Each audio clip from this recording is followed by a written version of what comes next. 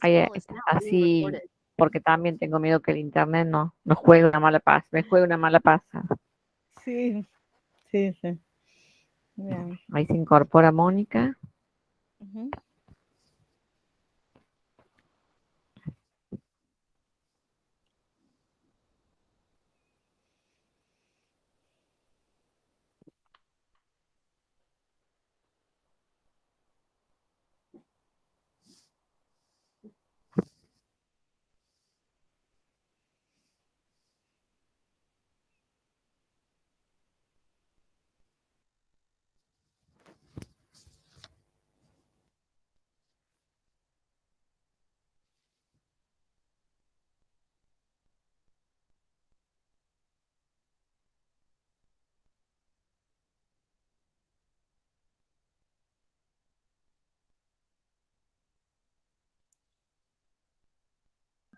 Me parece que esta primera parte podríamos no grabarla, que volver a comenzar la grabación.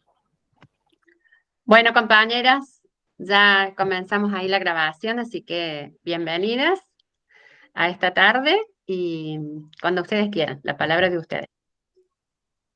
Bueno, buenas tardes. Estamos en el segundo y último encuentro sincrónico del trayecto de preceptoría, en el que nos hemos ido encontrando a través de las actividades de Classroom y algunas reflexiones y algunos videos que fuimos acompañando. Y lo primero que pensábamos en esta instancia es un poquito cerrar la parte de esta tarea que tiene dentro del rol del preceptor tan importante también, que es la tarea administrativa. Entonces, para eso, dejo a la experta del equipo la palabra, así queda cuando quieras, cerrás esta parte y comenzamos con la última parte de hoy. Bien, buenas tardes a todos. Es un gusto estar compartiendo con ustedes el sincrónico de hoy. Y bueno, para un cierre de todo lo que vimos de tarea administrativa en los otros dos asincrónicos, en los otros dos encuentros que están en el aula, este, queda mucho por decir. Eso es un pantallazo de todo lo que implica la tarea administrativa. Pero fundamentalmente lo administrativo que hace es apoyar nuestra tarea docente desde la preceptoría. En la medida en que lo administrativo está hecho a conciencia y al día, uno tiene más herramientas y más fundamentaciones a la hora de tomar decisiones que atañen a los chicos, que atañen a la tarea docente en el aula y fuera del aula, porque todo lo que se registra, todo implica un conocimiento más certero de los chicos y también la toma de decisiones después eh, a nivel equipo directivo, a nivel equipo de docentes, a nivel gabinete. El preceptor es el que primero recepta todo el contexto que rodea al estudiante. Y en la medida en que ese contexto sea lo más claro y lo más fiel posible, podemos acompañar mejor al estudiante en su trayectoria escolar. Entonces, nunca va a estar va a estar de más todo lo que el hincapié que hagamos en nuestra tarea administrativa, que a veces nos lleva mucho tiempo, pero algo que hicimos bien en marzo, llegado noviembre, nos sigue cimentando nuestra tarea docente. Así que el día a día, a conciencia y responsable, es muy importante en el rol del preceptor.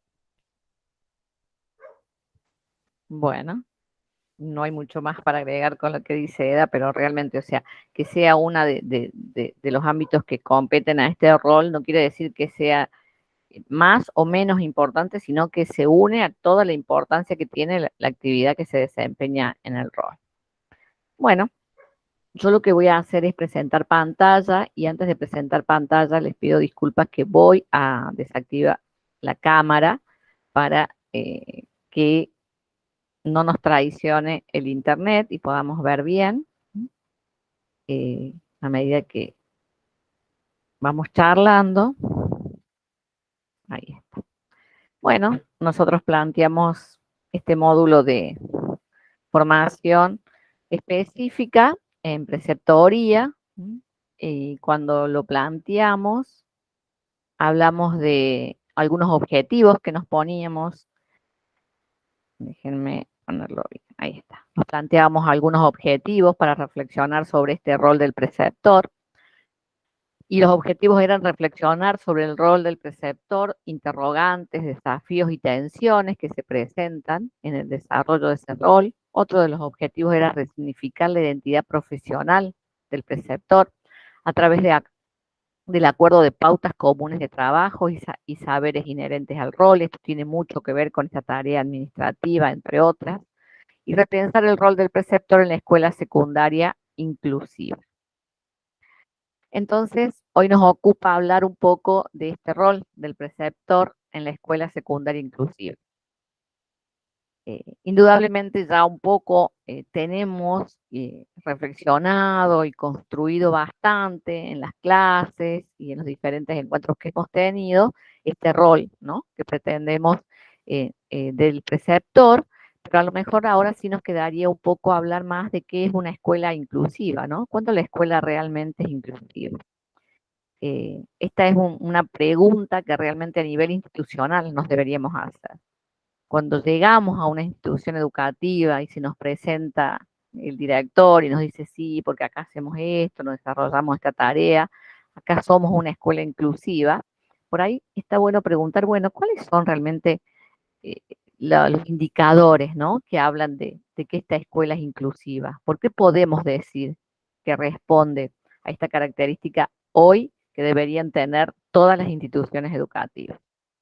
Yo les tomé esta imagen, ¿no?, de la Fundación de Caribe, donde habla en general de la niñez, nosotros lo podríamos llevar a la adolescencia, porque da 5 claves sencillas, ¿no?, que las podríamos pasar tranquilamente, como les decía recién, a una educación secundaria. Entonces dice, reconocer que todos los niños pueden aprender. Entonces, una escuela secundaria sería inclusiva, según este relato, cuando se reconoce que todos quienes la habitan pueden aprender, si lo hacemos de manera general, ¿no? Habilitar, Moni, pasando la diapo. la he pasado, ¿no la ven? No, Ah, está dame en un la de segundo. objetivos.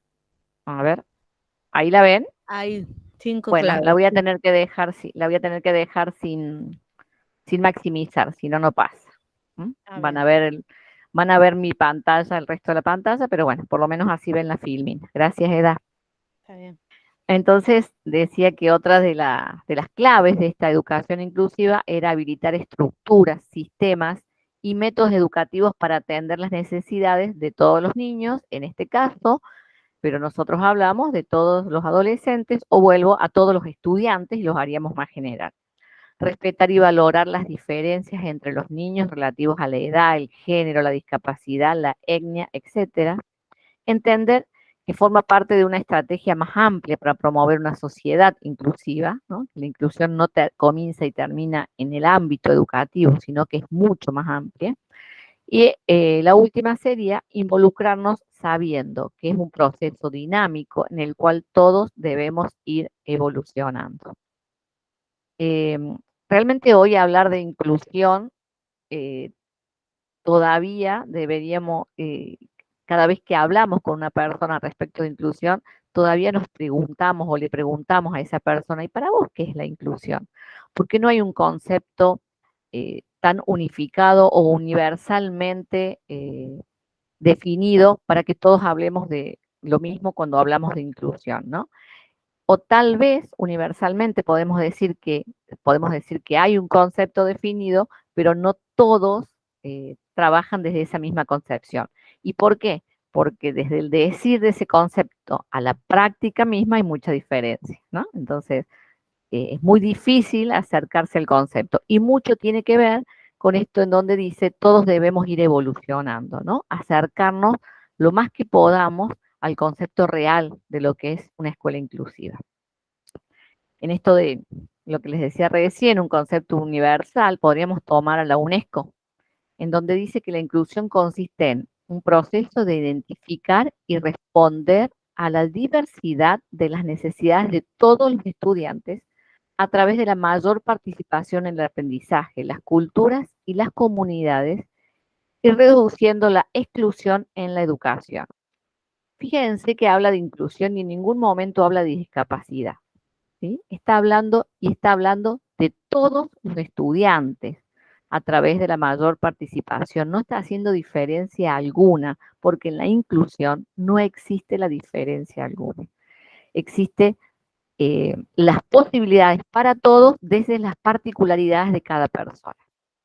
Las culturas, bueno, las comunidades y reduciendo la exclusión en la educación.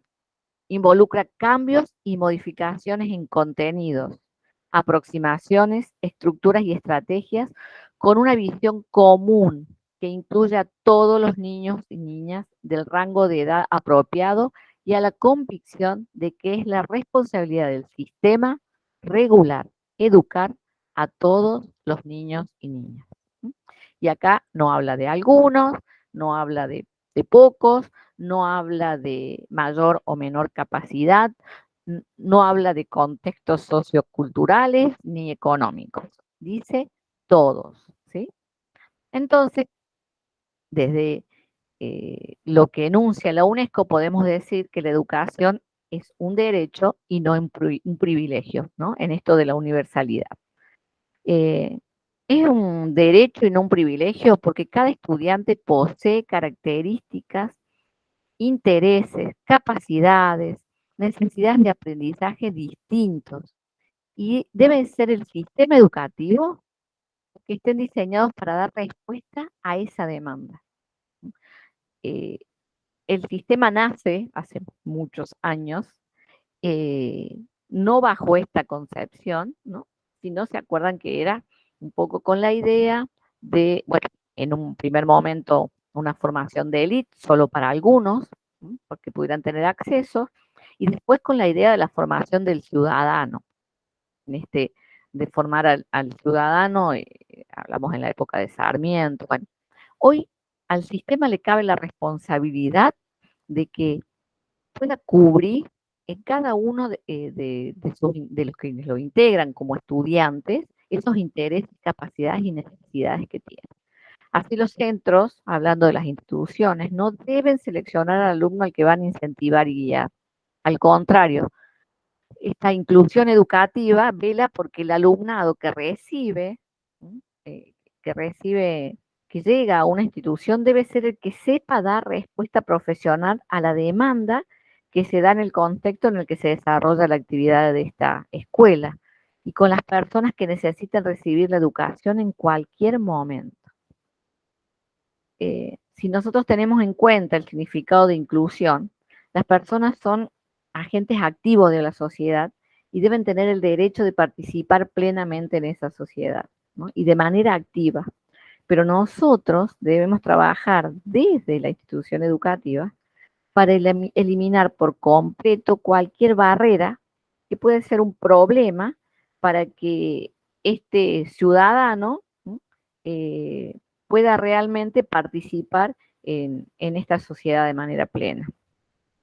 Las garantías que buscamos en la sociedad y en nuestras comunidades como ciudadanía son las mismas garantías que debemos ofrecer de manera efectiva en los centros donde se forman las personas, donde se define el futuro de este estudiante.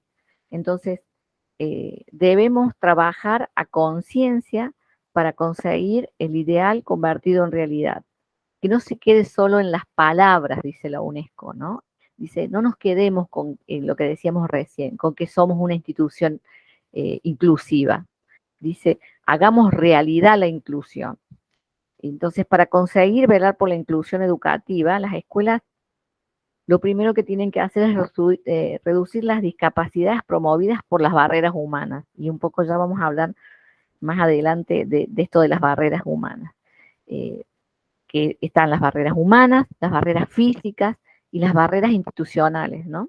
Que no permiten el acceso y la participación de todas las personas y que todos los estudiantes puedan habitar la institución con el objetivo que tiene como tal, que es el objetivo del aprendizaje.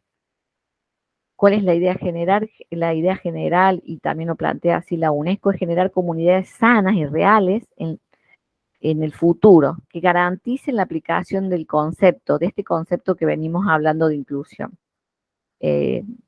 Dice, insisto en que la palabra existe, pero que de la palabra a la realidad todavía hay como una distancia bastante importante.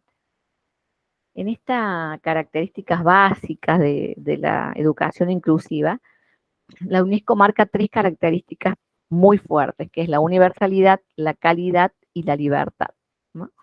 Y cuando habla de la universalidad, dice que en esta educación inclusiva no existen requisitos de acceso ni mecanismos de selección para la admisión de los alumnos. Yo por ahí me ponía a pensar en las entrevistas, ¿no? Que se hacen de ingreso de los alumnos a las instituciones, y les puedo decir que con certeza conozco instituciones educativas que hasta piden los ingresos que tienen las familias para saber si ese alumno puede acceder o no a esa institución, porque bueno, es una institución privada y hay una cuota, ¿no? Ni hablar si el tema no es tanto lo económico, sino que el alumno tiene una trayectoria en nuestra institución con alguna dificultad y a lo mejor los padres, en vista de superar algunas de esas dificultades, pretenden un cambio de institución. Bueno, parece que no siempre esta universalidad como característica importante en la inclusión está presente. Esta universalidad evalúa el progreso de los estudiantes de forma global, pero teniendo en cuenta sus capacidades de forma individualizada, ¿sí? Y tiene lugar para todos. En esta escuela de la universalidad hay lugar para todos. Cuando hablamos de la característica de la calidad, y esta calidad persigue la mejora de la calidad de vida de cada uno de los integrantes de la institución educativa. Inclusive busca mejorar también la calidad de vida familiar, por eso acompaña y va y viene en relación a la comunicación con las familias, ¿no? En cómo trabajar escuela y familia. Establece lo que se dice una relación positiva de colaboración, marcada por el respeto, la reflexión, se trabaja la empatía, la escucha activa y proactiva.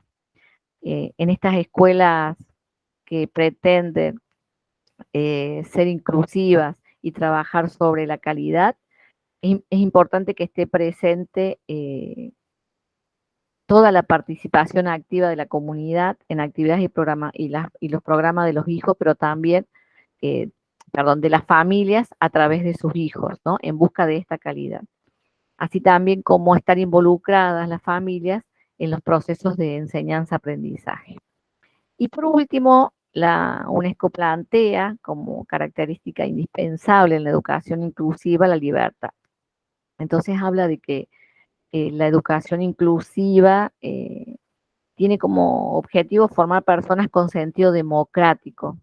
Y para formar una persona con sentido democrático es muy importante desarrollar un espíritu crítico, aprender a que nuestros alumnos realmente puedan tener un juicio de valor respecto de hasta ideas, inclusive, pero también puedan justificarlas, ¿no? Desde un marco teórico que respalde por qué defiendo o no una postura.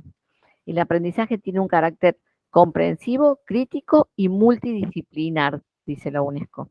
Los maestros son el recurso y el apoyo que tienen los estudiantes, pero siempre tiene que tener en cuenta la motivación y la necesidad de ese estudiante.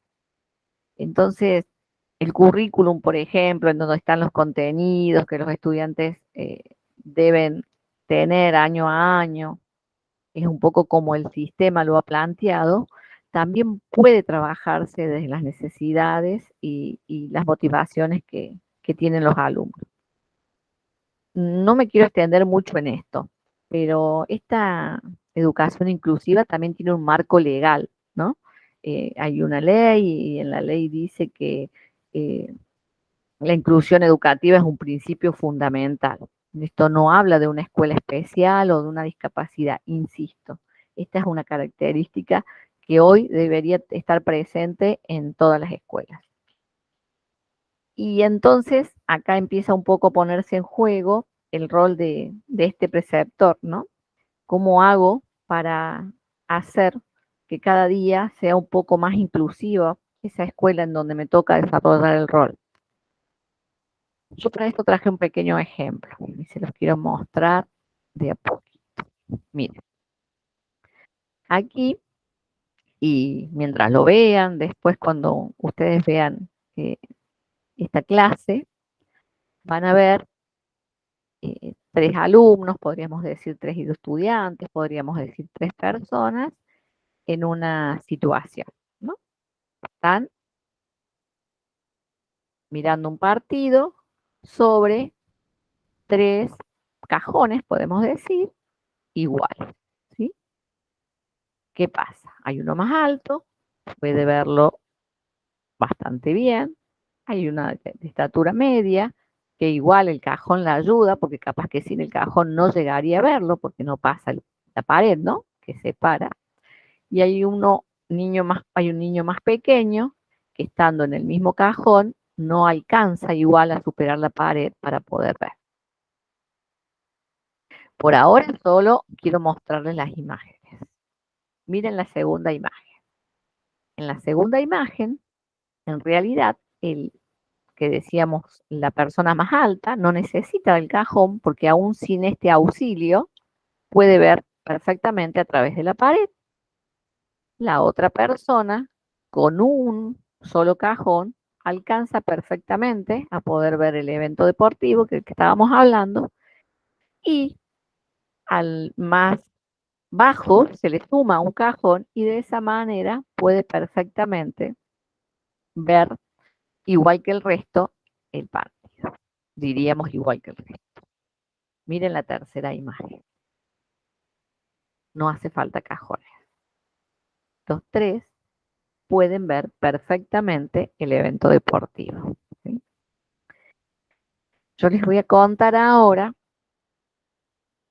a través de las 3 imágenes, cuáles son las concepciones que tiene la inclusión de cada uno de estas palabras. Miren, la primera habla de la igualdad. ¿Recuerdan que eran 3 cajones iguales, ¿no? La igualdad es el donde se supone que todos se benefician del mismo apoyo. Este es como decir un trato igualitario. Les doy a todo lo mismo. En la escuela, bueno, la profesora de matemática dicta un contenido para todos los alumnos usando un ejercicio. Para todos el mismo. Para todos el mismo ejercicio de matemática. ¿Sí? Vamos a seguir con el ejemplo del ejercicio de matemática. Eso es lo que se denomina igualdad, ¿no es cierto? Se supone que como a todos les doy lo mismo, entonces ellos pueden, yo es igual. El que puede, puede y el que no puede, no puede. Les doy a todo el mismo ejercicio de matemática, algunos lo pueden resolver, otros no. El segundo es el concepto de equidad. Responde al concepto de equidad, ¿sí? El concepto de equidad es en el que todos obtienen el apoyo que necesitan. Y yo les voy a decir algo. Desde las nuevas concepciones de inclusión, el concepto de equidad es un concepto de discriminación positiva, ¿sí? Porque yo le estoy dando, a él necesita más apoyo que el resto. Siempre más. Estoy planteando la diferencia, sigo planteando la diferencia, ¿no? Es más bajo, entonces le doy 2 cajones. Él puede ver igual, sin cajones. El ejercicio de matemática. Les doy a todo el ejercicio de matemática, pero a uno de los alumnos le digo que resuelva la mitad del ejercicio. ¿No? A uno le digo que lo resuelva todo, a otro le digo que lo resuelva la mitad y al otro le digo, resuelve aunque sea la primera parte. O sepáralo en términos solamente el ejercicio. Ya con eso va a estar bien. Eso es equidad. Un concepto, insisto, que desde la inclusión Hoy podríamos decirlo que es una discriminación positiva, porque estoy marcando fuertemente la diferencia. La última imagen es la imagen que nos habla de la justicia y es la imagen que debería tener la inclusión. Los tres pueden ver el juego sin ningún apoyo, sin adaptaciones. ¿Y por qué? ¿Por qué pueden los tres ver el juego? Mire lo que se sacaron. No es que se sumaron cajones, se cambió la pared, ¿no? Una pared que no dejaba ver por un alambrado. O sea, no saqué la barrera de contención porque podría ser un peligro, ¿no? Porque están jugando y podría pegarle la pelota. Pero en vez de poner una pared que no deja ver, puse una pared que permite que vea. Eso es, así se abordan las causas de la inequidad. O sea, se elimina la barrera sistémica que se llama. Vieron que antes yo hablaba de las barreras, ¿no? Bueno, podemos decirlo para cortar lo que son las barreras del contexto. ¿Cuáles son las barreras del contexto que no permiten a los alumnos resolver el mismo ejercicio de matemáticas? Por ejemplo, seguramente lo complejo del ejercicio.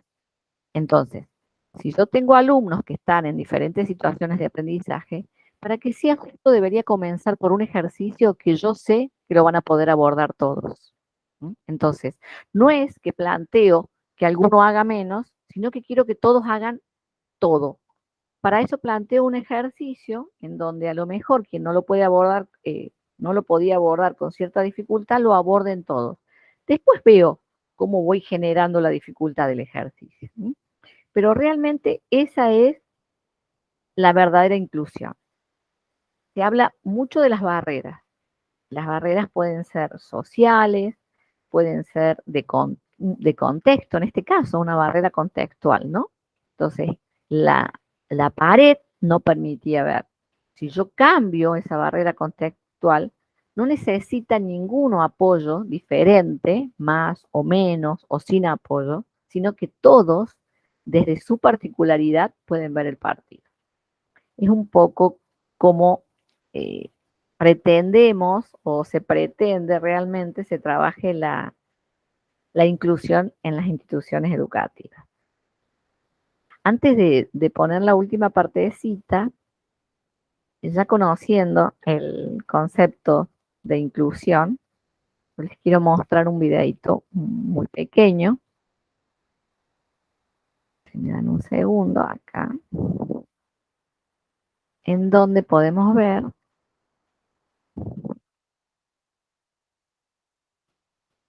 esta.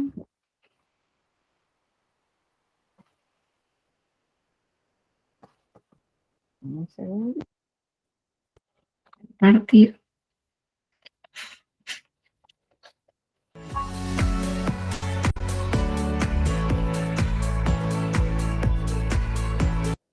Cuentacuentos.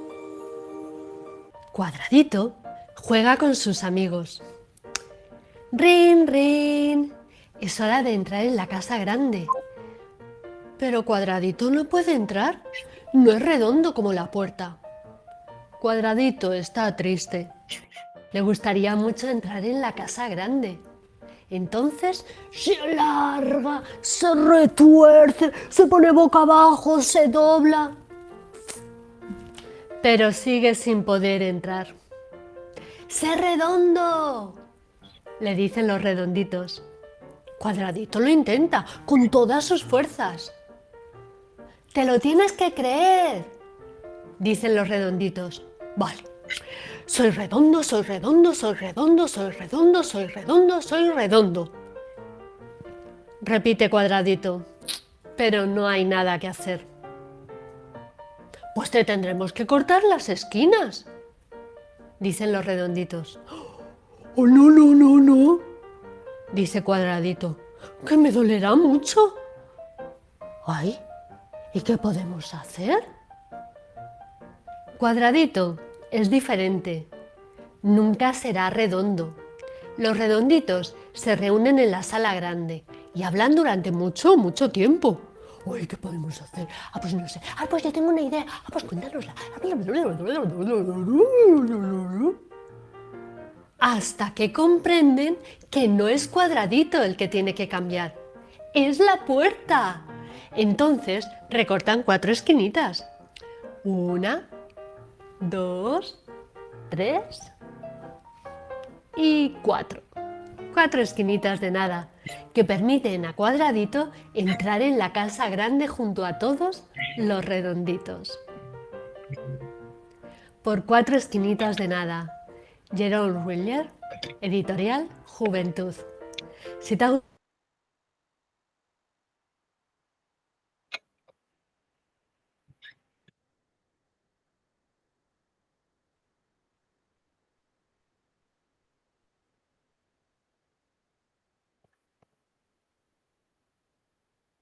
Bueno, redondito y cuadradito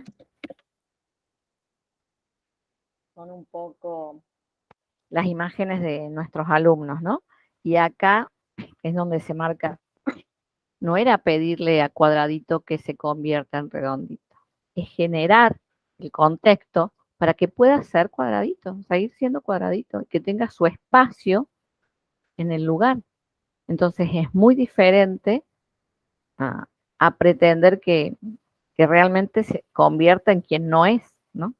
Entonces respetarlo desde lo que, ay, respetarlo desde lo que realmente quiere ser o es. No hace mucho, y yo cuento esta anécdota porque leyendo, estudiando y escuchando y andando en las escuelas es donde uno aprende.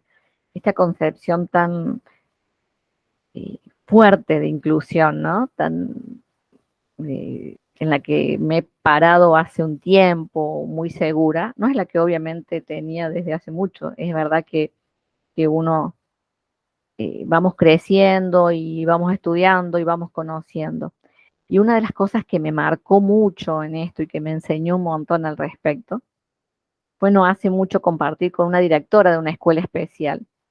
La escuela especial tenía que construir su mástil. En el cargo que a mí me toca ocupar era quien tenía que aprobar la construcción o no del mástil de la escuela especial, cuánto nos iba a salir, a dónde lo hacíamos, bueno, acompañar un poco eso. Entonces, bueno, había que hacer un presupuesto y ella me dice, yo le voy a preguntar a un arquitecto que nos diseñe un mástil para la escuela especial.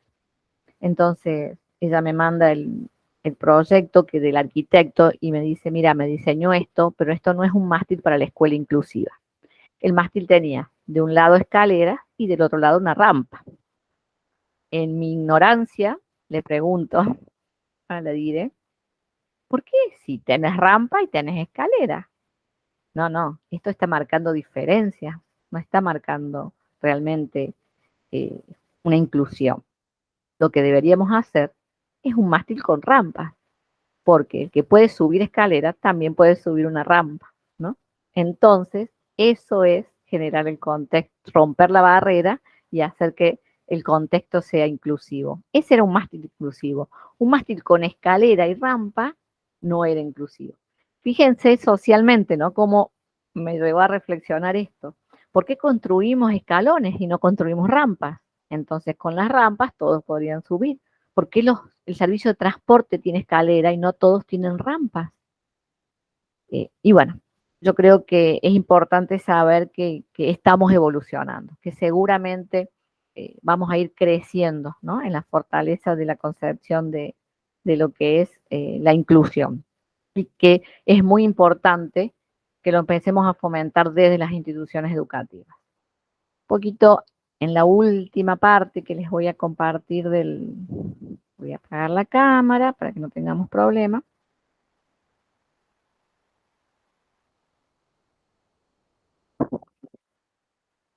Ahí está. Después de nuestro dibujo de igualdad, equidad y justicia, queda una filmina, ¿no? En pensar en cómo hacemos para construir esta escuela inclusiva. Y entonces la reflexión al que llegábamos con Eda era, la única manera es siendo inclusivos, ¿no? Entonces solo construiremos una escuela inclusiva siendo inclusivos. Y esto nos lleva otra vez al rol del preceptor. ¿Cómo hacemos entonces con este preceptor? Y tenemos que ser inclusivos. en todos los ámbitos que forman la escuela, y no solo con los estudiantes.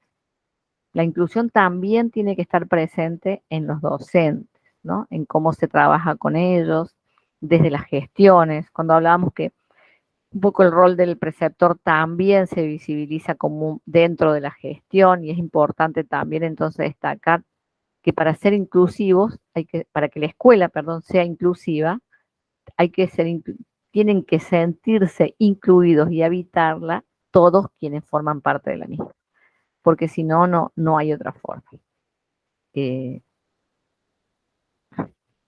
Nadie habla de que esto sea algo sencillo, para nada, no es sencillo, porque lo primero que tenemos que lograr es de construirnos, ¿no? En una forma que tenemos de pensar en esto de la escalera y la rampa, por ejemplo, ¿no? Para el máster. Solo deberíamos pensar en la rampa, porque quienes pueden subir una escalera también pueden subir una rampa. Quienes pueden resolver un ejercicio complicado también pueden resolver uno sencillo. Entonces empiezo por el planteo del sencillo para ver cómo voy subiendo al más complicado. Lo más importante es que la idea de inclusión es tan fuerte que se define como justicia. Vieron que en el último dibujito no ponemos inclusión, ponemos justicia. Entonces, cuando se habla de una educación justa, Axel Rivas habla mucho de la justicia educativa, tiene que ver con esto, un espacio en el que todos aprendan, ¿sí? Pero donde todos aprendan sintiéndose parte, no sintiéndose diferentes por tener otras condiciones. En las escuelas especiales que últimamente, insisto, me ha tocado mucho estar de cerca, se trabaja para planificar las clases desde las fortalezas que tienen, desde las capacidades que tienen los alumnos, no de las que no tienen, ¿no? Entonces, pensar la escuela desde las capacidades que tienen nuestros alumnos y no de lo que no pueden lograr, también sería mucho más sencillo. No pensar en el no puede, sino en qué puede hacer. Entonces, si todos pensamos, a ver, y si queremos plantear una actividad grupal, pues la plantearemos desde el que todos pueden. Y ahí está el tema de justicia y no el de igualdad, haciendo de que algunos hagan una cosa y otro otra. También tiene que ver con el abanico de posibilidades y estrategias que yo presento. Cuando los preceptores, por ejemplo, que son los que trabajan mucho más cerca de los docentes y de los alumnos y los conocen mucho más porque, bueno, están más horas con los grupos de alumnos, de estudiantes, mucho más que los profesores que van de una institución a otra. Lo importante de conocer estas potencialidades es también ayudarlos a desarrollarlas, ¿no? A sentir que sobre eso pueden construir este alumno que le gusta la música, el que le gusta el arte, el que le gusta leer, bueno, entonces también ayudarlos a los docentes a que descubran esas capacidades para también destacarlos en eso y ellos se sientan fortalecidos. Eso también hace a la singularidad de la persona, en que no todos somos buenos en todo y que algunos podemos ser mejores en algunas cosas que en otras. Y que no está la frustración del que parece que no es bueno en nada. No, siempre hay algo en el que es la posibilidad de destacarnos. Puede ser un deporte, puede ser artística. No es menor una capacidad artística que una capacidad en matemáticas o en lengua, ¿no? Yo creo que ahí también está en el poder desarrollar esos espacios. Bueno, Eda, no sé si vos querés agregar algo antes de que pongamos el video. Sí, la verdad que en el día a día, en la vida diaria de la escuela, uno encuentra estas situaciones en donde se pone en juego la inclusión y bueno, es un desafío porque la inclusión no la hace el director, tampoco el preceptor con todas las buenas intenciones, la hace desde la vereda, la portera, hasta el del kiosco, hasta la secretaria, que quizás no los trata mucho los chicos, pero la inclusión la hacemos todos o es solamente un nombre, un título. Entonces, una opción de escuela inclusiva involucra a la comunidad entera, también los padres, porque les toca tener que incluir a los amigos de su hijo, a los que van a la escuela, a los que son del curso.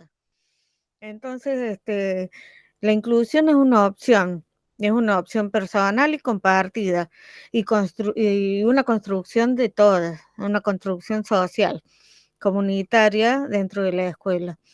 Y también tiene su impronta dentro de la institución y del barrio en el que esté la escuela, o de la zona, o del pueblo. Una escuela inclusiva marca, deja huella, y es una escuela en la que los padres quieren mandar a sus hijos, y en la que los chicos quieren terminar y cursar su trayectoria escolar. Habla de una escuela linda para habitar, en una escuela inclusiva. Entonces, también los chicos hacen opciones de inclusión a sus propios compañeros, porque no es el docente el que incluye, somos todos, y no nos podemos correr del rol. Los preceptores somos los que primero podemos ver cuando hay una falencia en una situación que no se está haciendo inclusión. Entonces tenemos que llegar ahí, a esa situación, a esos actores que están involucrados, señalarlo y señalar siempre el objetivo de hacia dónde vamos.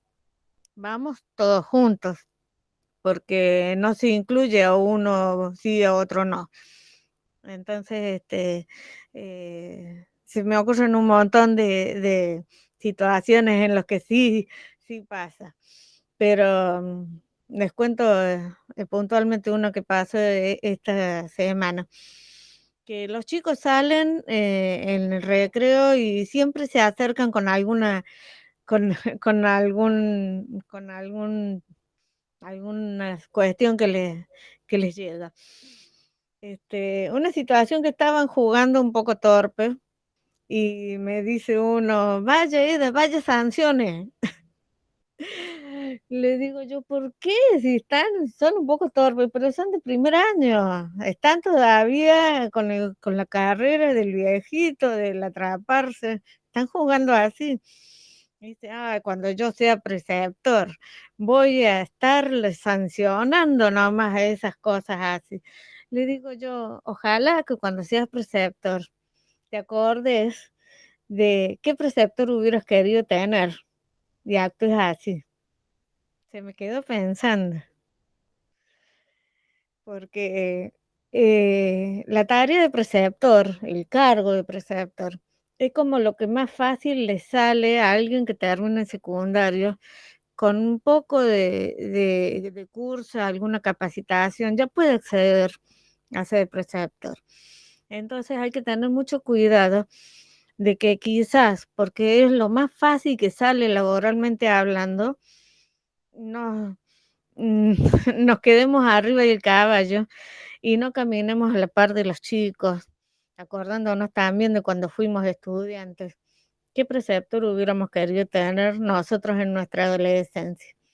Y bajar a la actualidad, al hoy, además de la pregunta que nosotros desarrollamos, ¿qué preceptor quiero ser?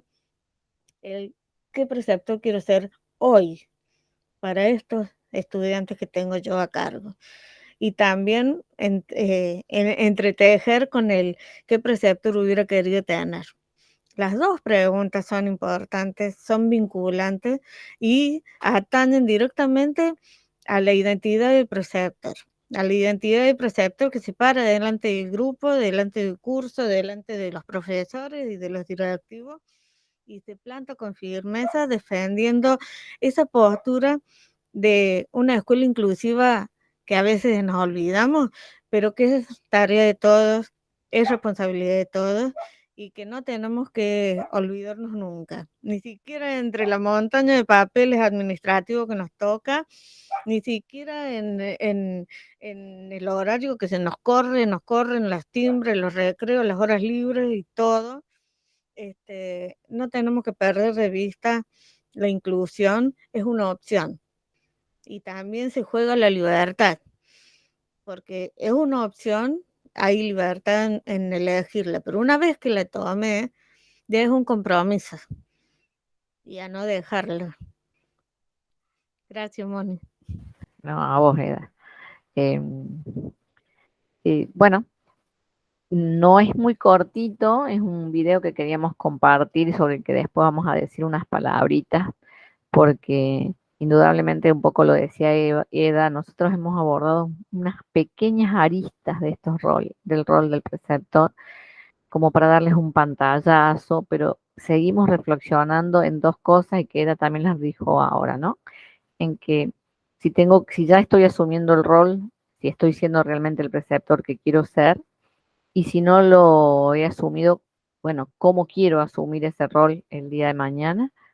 Y por otra parte, también no dejar de reflexionar que la opción que he tomado está dentro de una institución educativa y que trabajamos, podríamos decir estudiantes, podríamos decirles adolescentes, podríamos decirles niños, pero les decimos personas, ¿no? Que es lo primero, la primera gran cualidad.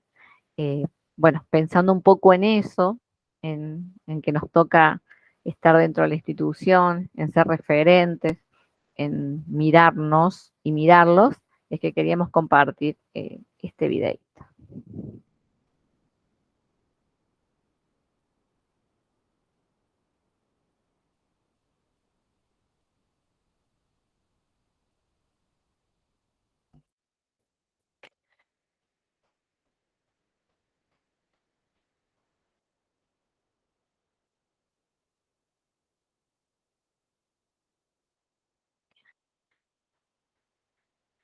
Denme un segundito que se corre el video.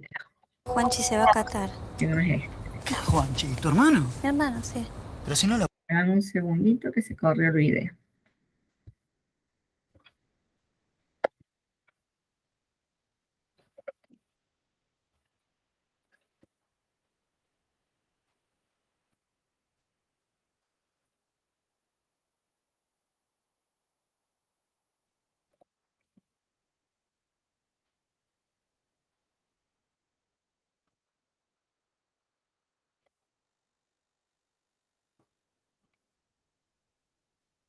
Ahora lo comparto bien.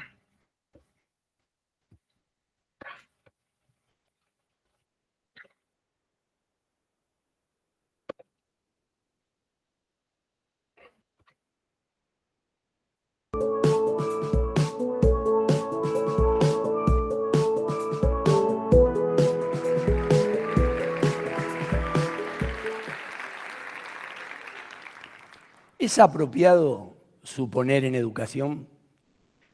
Es una pregunta que me hice ya hace algún tiempo cuando estaba a cargo de un primer año de escuela secundaria, en donde, habiendo promediado el primer trimestre de clase, había un grupo de alumnos con bajo rendimiento escolar.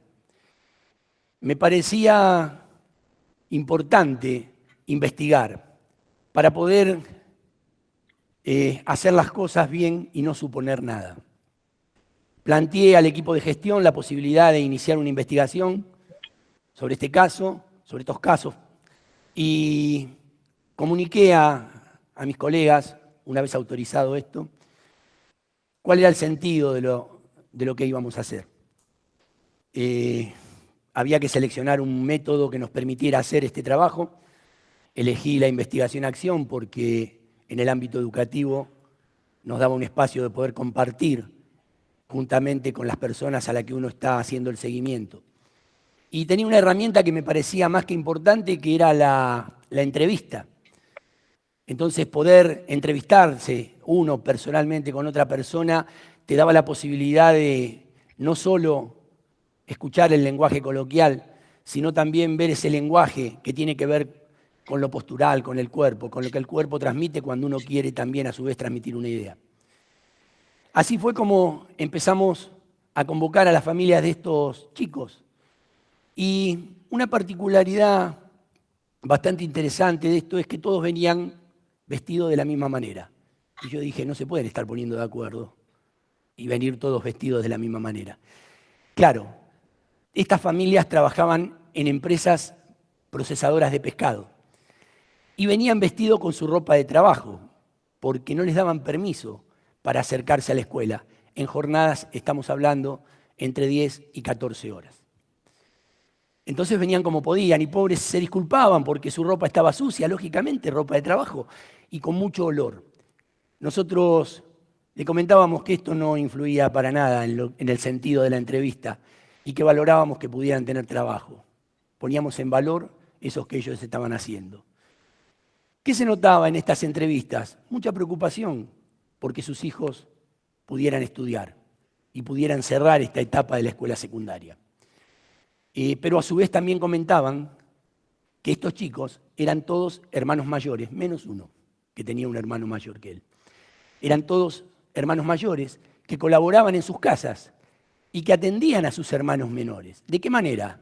Haciéndoles de comer. Ellos estudiaban a la mañana, volvían a sus casas, preparaban a los chicos que estudiaban a la tarde, los traían a la escuela, les daban de comer previamente, los venían a buscar a las 5 de la tarde y en el medio volvían sus papis de trabajar, a los que también atendían. ¿Por qué decían los papás que valoraban la escuela? Porque ellos no querían que a los chicos les pase de alguna manera, dicho en términos de los padres, lo que le estaba pasando a ellos. El trabajo es muy duro. En los ambientes comunes hay entre 3 y 4 grados, pero en las cámaras 54 grados bajo cero. Y entonces una expresión muy de ellos era, se te rompe el cuerpo. Yo no quiero que a mi hijo le pase lo mismo.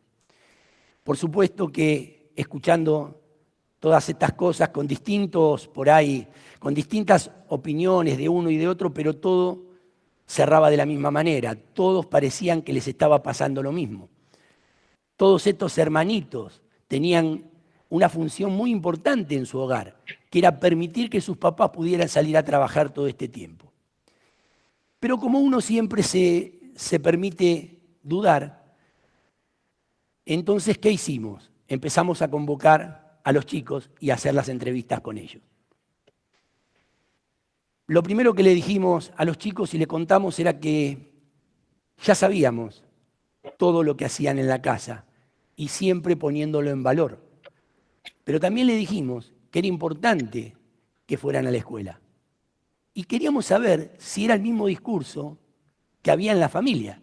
Y era exactamente lo mismo. Mi papá no quiere que cuando fuésemos grandes nos pisen la cabeza como a ellos, que se pelean por las mesas de trabajo, que a veces van al trabajo y los echan, le dicen que no hay trabajo. Entonces por eso nos dicen todo el tiempo que estudiemos.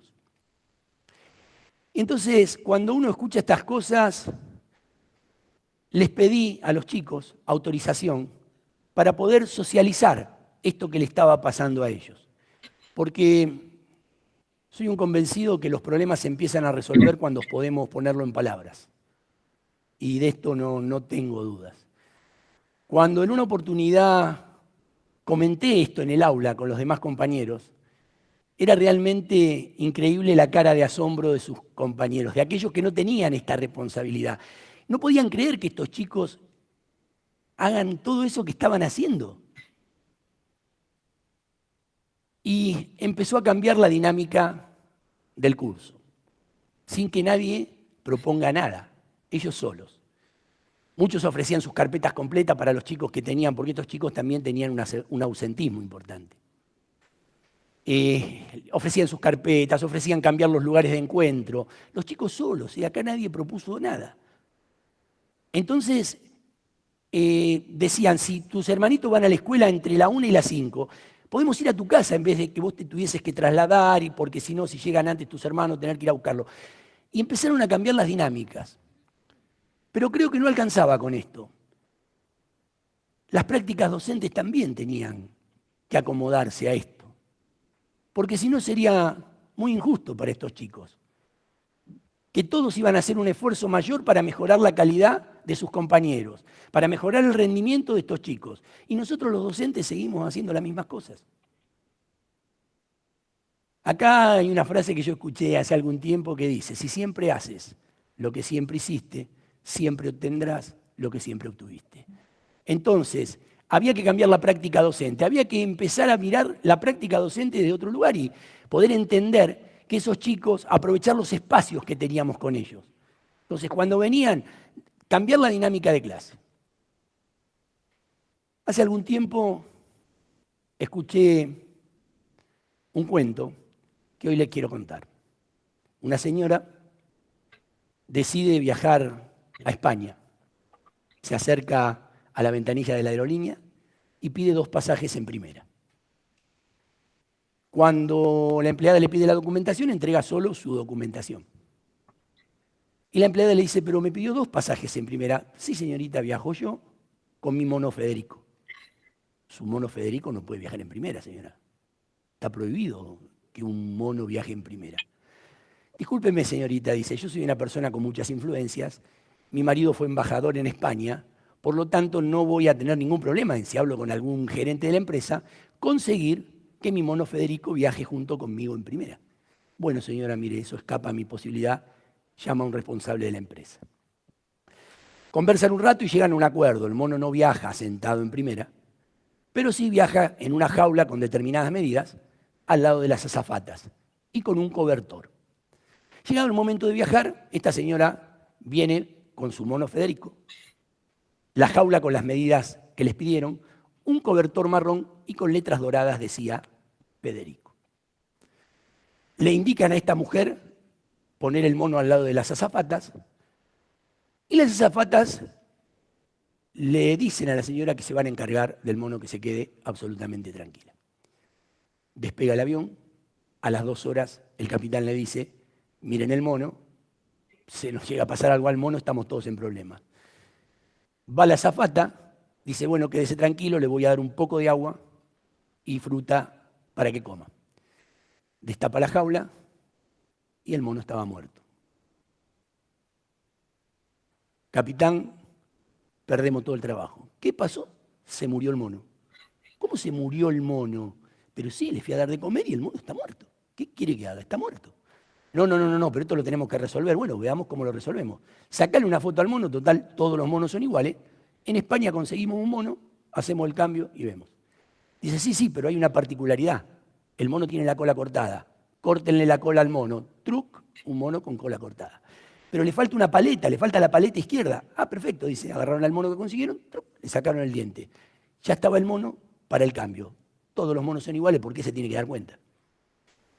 Bueno, llega el momento de aterrizar en España y resulta de que la mujer baja por donde bajan los pasajeros y al mono lo bajan por la bodega para poder hacer el cambio y poner el mono en condiciones para darle a la señora. Llega toda la tripulación orgullosa con el mono, se encuentran con la señora y dicen, señora, acá está Federico. Muchas gracias, dice la señora. Destapa así y lo mira el capitán y le dice, este no es Federico. ¿Cómo, señora, que no es Federico? Usted dejó a Federico y usted dice que no es Federico. No, este no es Federico. Señora, si todos los monos son iguales, ¿me quiere decir que le vio para darse cuenta que no es Federico? Es que Federico estaba muerto y yo lo llevaba para que descanse junto con los restos de mi esposo en Madrid, como él me lo había pedido. Es importante no suponer con qué equipaje anda el otro, porque si no, puedo que hasta influir o hacerle creer a él con qué equipaje anda, o decirle qué tiene o no que hacer con ese equipaje. Decía Baltasar Gracián, visto un león, están vistos todos, pero visto un hombre, solo está visto uno, y encima mal conocido. Y ahora digo yo, ¿hay una escuela posible que atienda estas necesidades de los alumnos? Sí, sí que la hay. Es una escuela que abraza, que contiene, que escucha el silencio de aquellos que no pueden hablar o expresarse y lo pone en palabras. Es una escuela que reconoce al otro como un verdadero otro. Y esto depende exclusivamente de los docentes que la habitamos. Y para eso tenemos que tener una fuerte empatía con el alumno y con el sufrimiento social. Muchas gracias.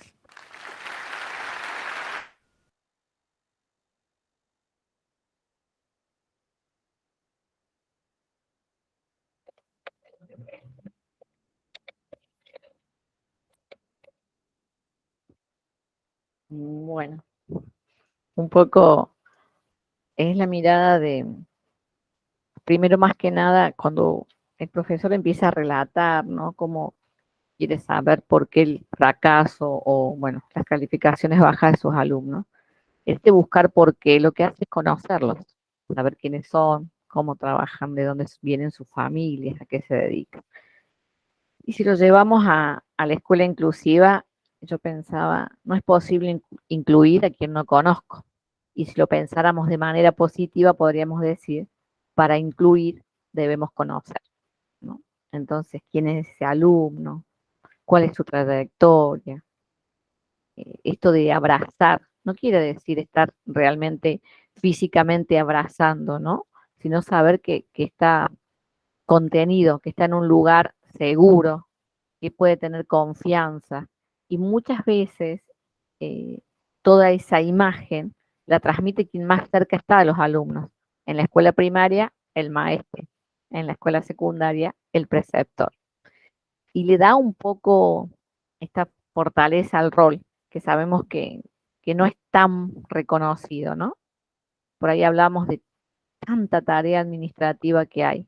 Y ella decía al principio, tan importante que es, porque también da cuenta de conocer a este alumno, de posibilitar una titulación. Imagínense un error en una nota y que no podamos llegar a la titulación de un alumno, ¿no? Una firma mal puesta, una enmienda en un documento. O sea, también eso requiere en el rol mucha experticia, mucha prolijidad. Y el trabajo mano a mano con los estudiantes también requiere mucha prolijidad. Porque en algunas oportunidades, o bueno, en la, en el año pasado, cuando tuvimos un poquito más de tiempo para desarrollar, hablamos mucho sobre esta autoridad del preceptor, ¿no? Que está en una línea en donde muchas veces eh, los alumnos toman confianza sobre la persona y en esa confianza siempre hay que mantener esta autoridad tan importante para ser el adulto responsable, ¿no? El ejemplo. Entonces también ahí tiene mucho que ver eh, cómo realmente ese ejemplo que tiene el estudiante eh, es de un adulto que no menos afectivo, ¿no? Esto que decía recién Eda. ¿Por qué tengo que sancionar? Si son niños, tienen 12 años, lo más lógico es que jueguen. Y si son varones, casi lógico es que se empujen mientras no se lastimen. Entonces también reconocerlos en su ser. Eh, Cuando nosotros estudiamos, yo por ejemplo, que mi título de base es maestra de grado, estudié psicología evolutiva. Entonces, a lo mejor tampoco el preceptor debería en su formación desconocer cuáles son las características de este adolescente, ¿no? Que está ahí habitando la escuela. Eso también lo trabajamos un montón en la edición anterior, pero lo nombramos porque nos parece que son cosas que también ustedes pueden ir asumiendo desde una formación específica. O sea, si yo quiero desempeñar este rol o lo estoy desempeñando, puedo fortalecerme en cada uno de estos temas y estos contenidos. Eh, no puedo permitirme conocer a un alumno por lo que me dicen que es, sino por lo que yo realmente o él me deja ver en lo que es, ¿no? Porque si no, seguramente, si no le gusta la matemática, va a ser el alumno insoportable de la clase de matemática, o va a ser el alumno que no participa y que está en el fondo de la clase de matemáticas. Entonces no me está hablando de él, me está hablando de que a él no le gustan las matemáticas. Entonces, como este profe, ¿no? Que me fui a ver un poco por qué pasaban estas cosas. Indudablemente, como seres humanos, todas nuestras acciones tienen un trasfondo, ¿no? Llegamos a hacerlas por algo. Entonces, por ahí muchas veces ayudarlos a estos estudiantes a reconocer por qué actúan de un modo u otro es también que se sientan contenidos, ¿no? En esta persona que es el preceptor. Bueno, Eve, no te habíamos saludado, pero nos alegra que estés, que te has llegado en un momento que estábamos compartiendo pantalla. Bueno, parece que no nos escucha. Bueno, Eda, ¿querés decir, agregar algo? Sí, quería agregar, bueno, este año tuvimos una versión resumida del trayecto de preceptoría, pero tenemos que también, en eso de conocer al estudiante, no nos tenemos que olvidar de llegar a él y de sondear un poco su contexto con su situación familiar. O sea, acá este profe tuvo en el video que compartimos de TED, tuvo la experiencia de conocerlo porque investigó, porque se preocupó, porque llegó al contexto que tenían los estudiantes. Esa es la tarea un poco nuestra también como preceptores. O sea, a este grupo de chicos, a estos que tengo este año, ¿por qué esta nota o por qué en esta materia trabajan de este modo? Los por qué que se plantea el preceptor ayudan a conocerlos mejor a los chicos y podemos ayudarlos más todavía. Por nombrar, los chicos no son solamente que vemos sentados en el aula.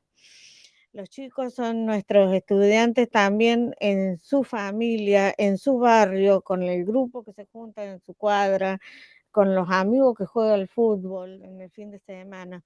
Entonces, conocerlos, interiorizarnos un poco nos ayuda a descubrir qué le está pasando, por qué está actuando de ese modo, por qué no está llegando con alguna materia o por qué sí está llegando, y toda esa dinámica escolar que está haciendo, este, todo está, todo está influenciando dentro de la escuela.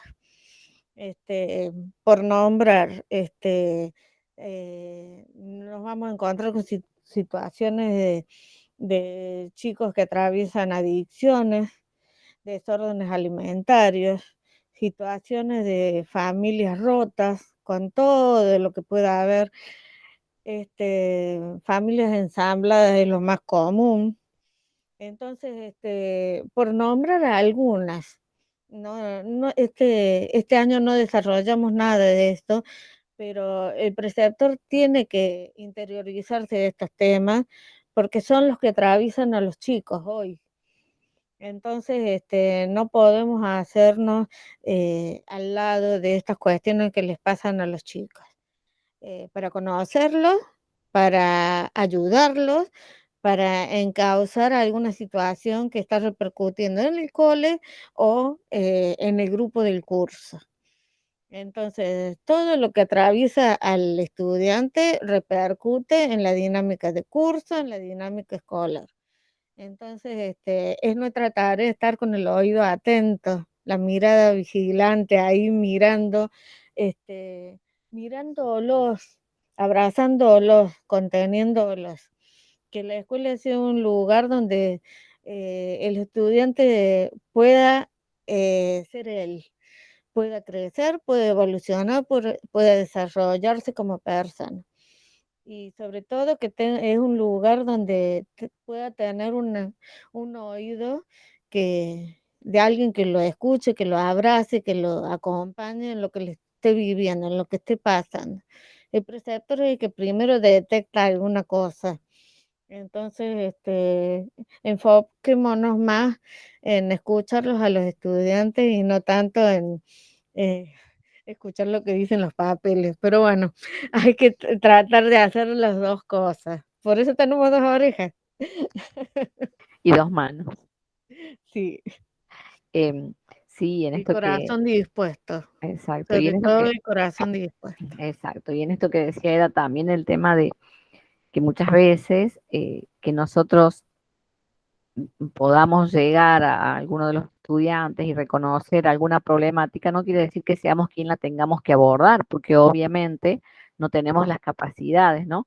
Por lo general, sí buscar, bueno, obviamente el apoyo desde el equipo de gestión, pero con los profesionales idóneos para los casos, ¿no? Por los diferentes casos que por ahí va enunciando. Por ahí nos puede ayudar una psicopedagoga, por ahí una psicóloga, por ahí un médico, o sea, son diferentes situaciones, o por ahí hay temas que hasta inclusive tienen que que trabajarse a través de la CENAF, ¿no? Cuando hay vulnerabilidad de derechos y todo eso, que son, bueno, protocolos que las escuelas cada vez, por suerte, están más claros, ¿no? Y se sabe cómo hacer.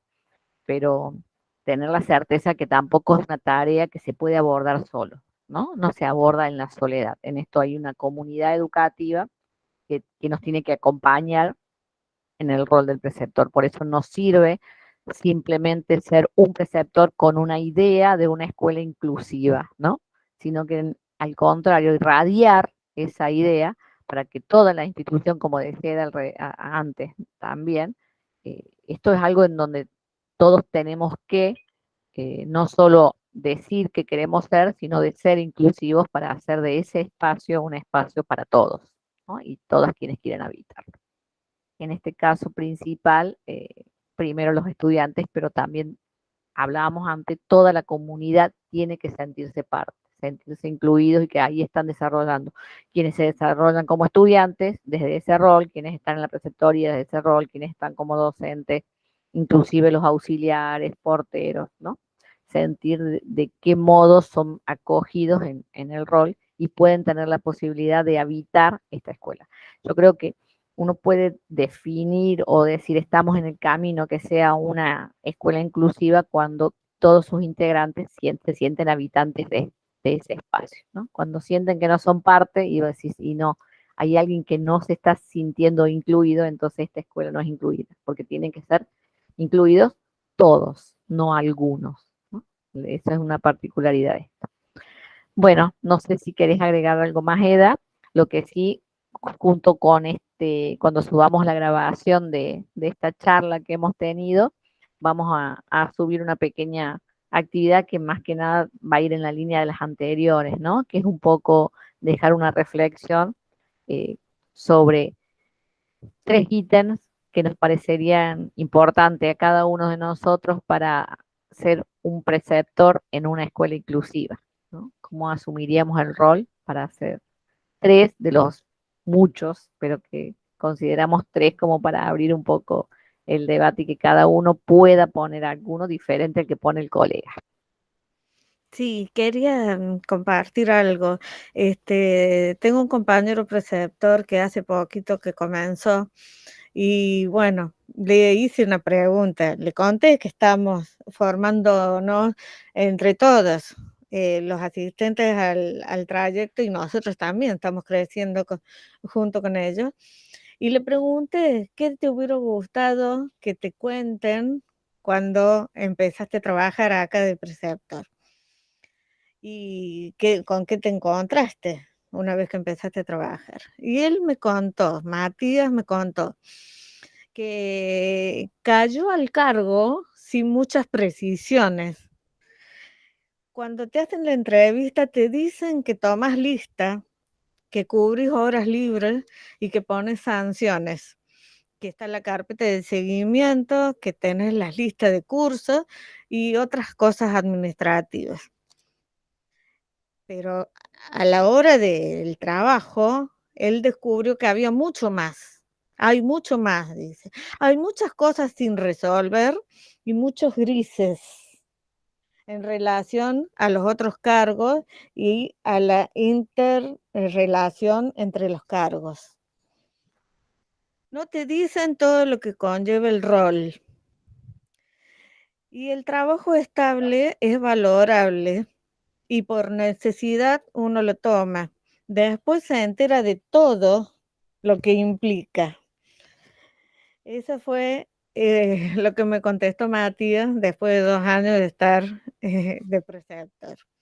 Yo creo que cuando uno comienza también tiene una imagen del cargo de preceptor, capaz que dibujada con el preceptor que tuvimos cuando fuimos estudiantes o por lo que nos parece que hace un preceptor. Tomar lista y ¿qué más hace un preceptor?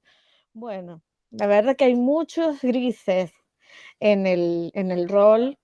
Hay que saber trabajar en equipo con los otros roles y es tarea que uno lo va descubriendo en el día a día, que siempre hay un plus, siempre hay mucho más y sobre todo no olvidarnos del para qué de nuestro rol, el para qué que estamos en la educación y formación de personas.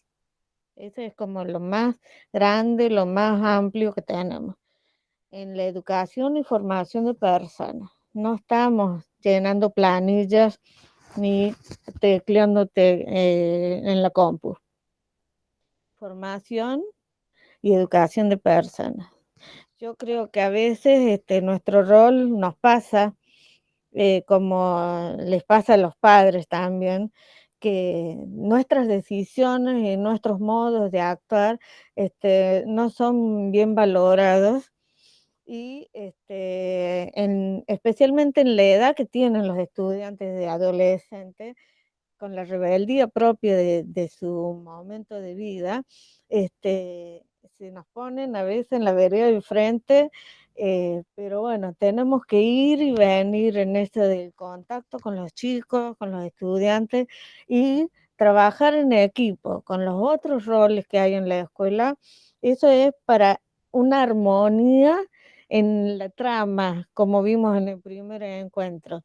Una trama que la tejemos todas, que todos ponemos nuestros hilos, nuestras manos, las tensiones del tejido también están. Entonces, cuando más nos conjugamos y nos interrelacionamos, mejor sale